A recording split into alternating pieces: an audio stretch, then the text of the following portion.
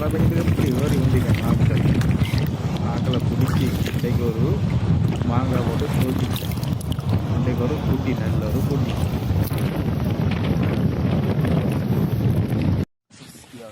புறக்கு மச்சான் புறக்கு எல்லாத்தையும் பிடிச்சிடு எல்லாத்தையும் பிடிச்சி இன்றைக்கு பொரியலும் சொதி இன்றைக்கு